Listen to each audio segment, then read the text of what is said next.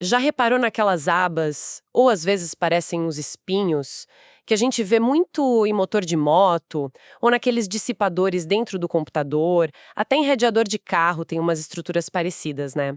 Não estão lá só de enfeite, com certeza. Pois é. Hoje a gente vai investigar a fundo a física por trás disso aí, que o pessoal da engenharia chama de aletas ou às vezes superfícies estendidas. E o objetivo delas é bem claro: dar uma turbinada na troca de calor entre uma superfície quente e o que está em volta, o ar, a água, enfim, o fluido. Então a nossa missão hoje é desvendar como elas funcionam, tipo, na real, por que o formato importa tanto e como a gente sabe se tá valendo a pena usar. Vamos focar em como o calor anda dentro da aleta, que é a condução, e como ele sai dela para o ambiente, a convecção. Certo, vamos desenrolar isso. Para começar, assim, o básico do básico. Por que alguém se dá o trabalho de colocar essas estruturas numa superfície quente? Qual a grande sacada? Olha, a ideia principal é bem direta: aumentar, e muito, a área de superfície que está ali em contato com o fluido em volta. Pensa assim, quanto mais área exposta, é como se você abrisse mais janelas para o calor escapar da superfície quente para o ambiente. E essa transferência para o fluido é o que a gente chama de convecção. É isso que a aleta busca maximizar. Ah, então é tipo ter mais pele em contato com o ar ou com a água para facilitar a saída do calor. Faz sentido. Exatamente. Só que tem um detalhe importante: não é só ter mais área.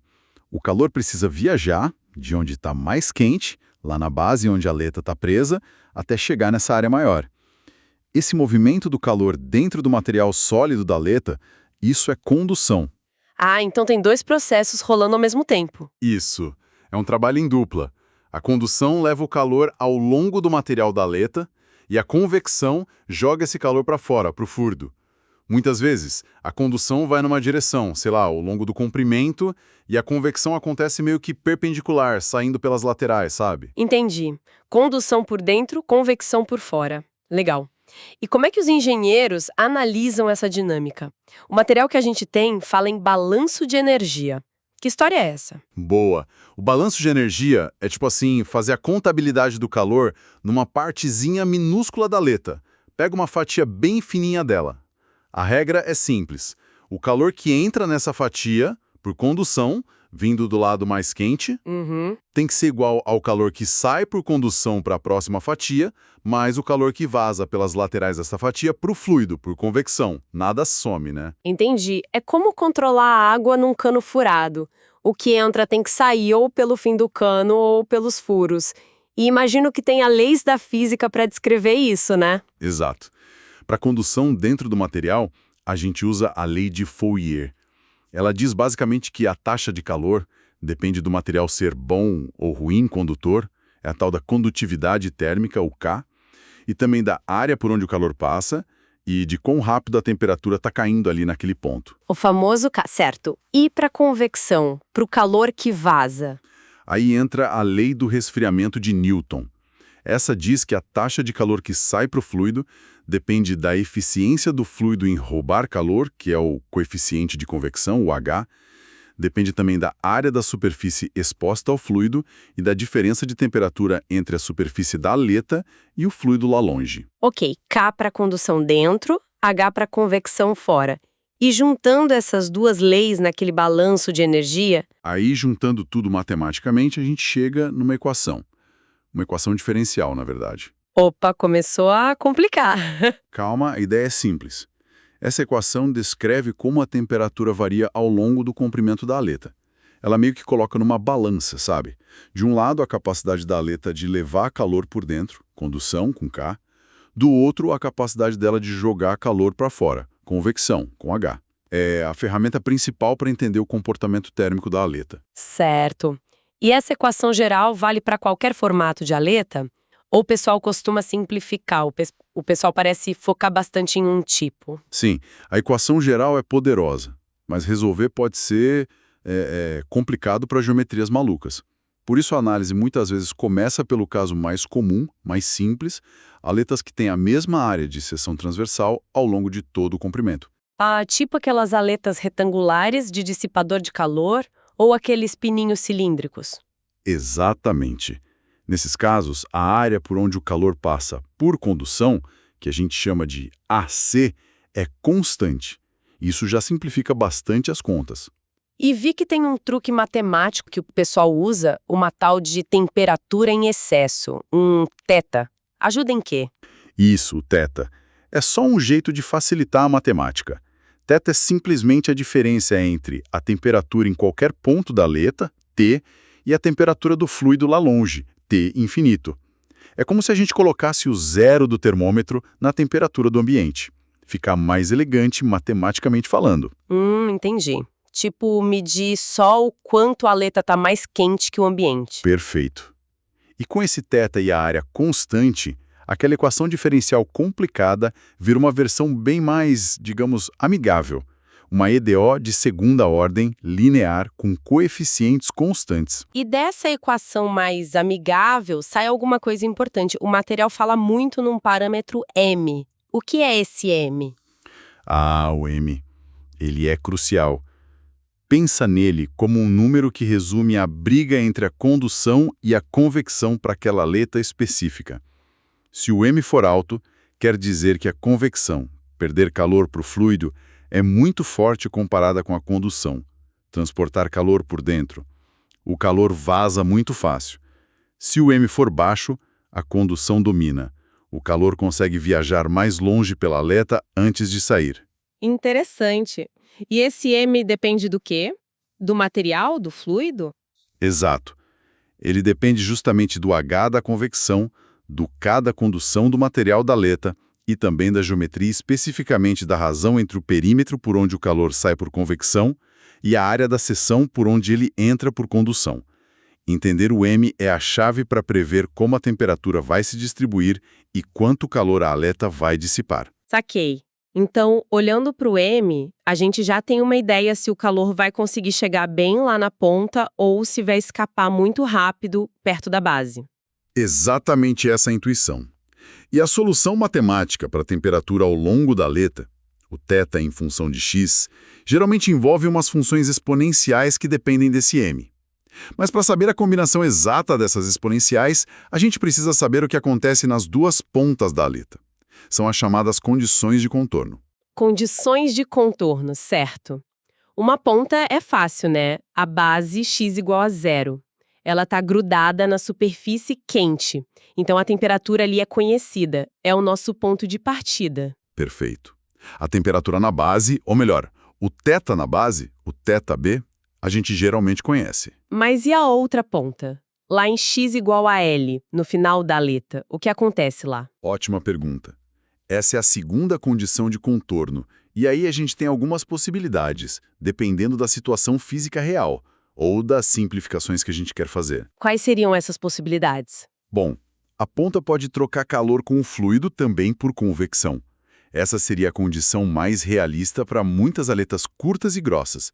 Matematicamente, é um pouco mais chato. Outra possibilidade é a temperatura lá na ponta ser conhecida, fixa por algum motivo externo. Menos comum. E as simplificações? Aposto que tem umas boas aí. Tem sim. Duas são super usadas.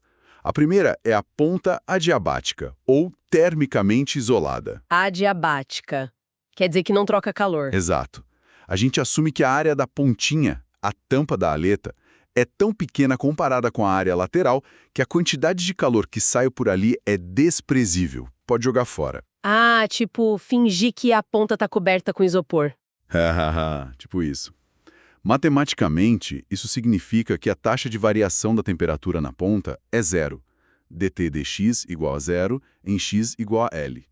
Isso simplifica muito as contas e leva a umas fórmulas com funções chamadas cosseno hiperbólico e tangente hiperbólica para descrever a temperatura e o calor. Ok, ponta isolada, uma simplificação útil. E a outra? A outra é a aleta infinita. É uma idealização, claro. Imagina uma aleta tão, mas tão longa que lá na ponta dela ela já esfriou completamente e atingiu a mesma temperatura do fluido ambiente. O θ lá na ponta seria zero. Mas existe aleta infinita na prática? Não, né? Mas se a aleta for bem longa e o m for relativamente alto, a temperatura cai tão rápido que, para efeitos práticos, ela se comporta quase como infinita. A matemática fica super simples nesse caso. a temperatura cai exponencialmente, tipo E elevado a menos mx, e a fórmula para o calor total dissipado é a mais simples de todas. É um bom limite teórico. Entendi. Duas idealizações úteis. Ponta isolada e aleta infinita. Mas, olha, independentemente do que a gente assume para a ponta, como a gente calcula o total de calor que a aleta manda embora? O QF. A lógica é sempre a mesma, e é bem elegante. Se a aleta está funcionando em regime permanente, ou seja, as temperaturas não mudam com o tempo, todo o calor que ela dissipa para o fluido, por convecção ao longo dela e talvez na ponta, tem que ter entrado por um único lugar, pela base dela, em x igual a zero, vindo da superfície quente por condução. Ah, então basta calcular o calor que entra na base. Exatamente. A gente usa a lei de Fourier lá na base, x igual a zero, com a derivada da temperatura que a gente calculou para aquele caso de ponto específico, e pronto. Esse fluxo de calor na base é igual ao calor total dissipado pela aleta inteira, o QF. As fontes que a gente tem devem ter uma tabela resumindo as fórmulas de QF para cada caso de ponta. Convecção na ponta, ponta isolada, temperatura fixa, aleta infinita. Perfeito. Agora acho que entendi a física e a análise. Mas isso me leva de volta a uma pergunta que não quer calar. Colocar uma aleta é sempre bom? Ela sempre melhora a transferência de calor? Excelente pergunta. E a resposta direta é: não necessariamente. E é aí que entram as métricas para avaliar se a aleta está valendo a pena ou não. Por que não seria sempre bom? Pensa comigo. A aleta aumenta a área para convecção. Isso é ótimo. Mas para essa área extra funcionar, o calor precisa chegar até lá. Ele tem que viajar por condução dentro do material da aleta, desde a base quente. E todo o material oferece uma resistência para essa condução. Se a aleta for feita de um material que conduz mal o calor, um K baixo, ou se ela for muito longa e fininha, essa resistência interna pode ser tão grande que o calor meio que desiste no meio do caminho. A temperatura cai muito rápido e a parte mais distante da aleta fica quase fria, sem contribuir muito para a dissipação. Nossa, faz todo sentido. A própria aleta pode virar um gargalo para o calor que ela deveria ajudar a tirar. E como a gente mede se ela está mais ajudando ou atrapalhando? Para isso, temos duas métricas principais. A primeira é a eficácia da aleta. Vamos chamar de εf. Eficácia? O que ela mede? Ela responde exatamente essa pergunta. Vale a pena colocar essa aleta aqui? Ela compara o calor que a aleta realmente consegue dissipar, o QF que a gente calculou, com o calor que sairia só daquela área da base se a aleta não estivesse lá. É a razão, QF dividido por H vezes AC base vezes θ. Basicamente, quantas vezes a transferência de calor melhorou com a aleta naquele ponto. Entendi. E tem um valor mínimo para essa eficácia para valer a pena? Tem sim. As fontes mencionam uma regra prática, um consenso na área. Geralmente, o uso de aletas só se justifica se a eficácia for de pelo menos 2. Uau! 2. Ou seja, a aleta tem que, no mínimo, dobrar a capacidade de troca de calor daquela área da base para compensar o custo, o peso, a complicação? Exatamente. Se der menos que 2, provavelmente é melhor pensar em outra solução. Entendi. Dobrar no mínimo é um bom critério. E o que faz a eficácia ser alta? Material bom, fluido bom. Analisando a fórmula da eficácia, especialmente para o caso da aleta infinita, que simplifica a visão, a gente vê duas coisas importantes. Primeiro, a eficácia aumenta com a condutividade térmica do material, o K. Quanto melhor o material conduz calor, mais fácil para o calor chegar na área estendida. Por isso usamos muito alumínio, cobre. Lógico. E o segundo ponto? O segundo é talvez o mais interessante e um pouco contraintuitivo. A eficácia tende a ser maior quando o coeficiente de convecção do fluido, o H, é baixo. Peraí, como assim, baixo H? Se o fluido é ruim em tirar calor, a aleta fica mais eficaz? Não deveria ser o contrário? Parece estranho, né? Mas pense assim. Se o H já fosse muito alto, tipo água fervendo, a superfície original, mesmo sem aleta, já estaria trocando calor pra caramba. O ganho relativo de adicionar a área da aleta seria menor. A aleta ainda ajudaria, mas a eficácia, a melhora percentual, não seria tão impressionante. Continue. Agora, se o H é baixo, como no resfriamento a ar parado ou com pouca ventilação, A superfície original sofre muito para se livrar do calor. A convecção natural para o ar é pouco eficiente. Aí qualquer área extra que a aleta oferece faz uma diferença brutal. A aleta compensa a dificuldade que o fluido tem em remover o calor. Nossa, agora caiu a ficha. É por isso que a gente vê tanta aleta em eletrônicos resfriados a ar, em motores de moto que dependem do vento passando. O H do ar é baixo, então a aleta se torna super eficaz. Que sacada! Exatamente. É onde elas brilham mais. Eficácia alta com K alto e H baixo. Show! Essa foi a eficácia. E a outra métrica que você mencionou? A outra é a eficiência da aleta, que a gente chama de eta, a letra grega eta. Eficiência ETAF. E essa mede o quê? A eficiência olha para a letra de outra forma. Ela compara o calor que a letra realmente transfere, o nosso QF, com o máximo de calor que ela poderia transferir num cenário absolutamente ideal. Perfeito. E qual seria esse cenário ideal? O cenário ideal seria se a letra inteira, da base até a pontinho, estivesse magicamente na mesma temperatura da base, TB, se não houvesse queda de temperatura nenhuma ao longo dela. Nesse caso, a transferência de calor seria máxima, dada por H, AF θB, onde AF é a área total da superfície da letra. A eficiência, então, é a razão entre o calor real, QF, e esse calor máximo teórico, etaF igual a QF por H, AF θB. Ah, entendi. Então a eficiência é sempre um valor entre 0 e 1 ou 0 e 100%, certo? Porque o calor real nunca vai ser maior que esse máximo teórico. Perfeito. Como na realidade a temperatura sempre cai ao longo da aleta por causa da resistência à condução, a eficiência é sempre menor que 1 ou 100%. Ela quantifica justamente essa perda de potencial devido à queda de temperatura interna. Quanto mais perto de 1, mais uniformemente quente a aleta consegue se manter, e melhor ela aproveita sua área. E para que serve essa eficiência, se a eficácia já disse vale a pena? A eficiência é muito útil para alguns motivos. Primeiro, ela dá uma medida direta de quão bem a aleta está performando em relação ao seu próprio potencial máximo. Segundo, e muito importante, ela é especialmente útil para analisar aletas com geometrias mais complexas.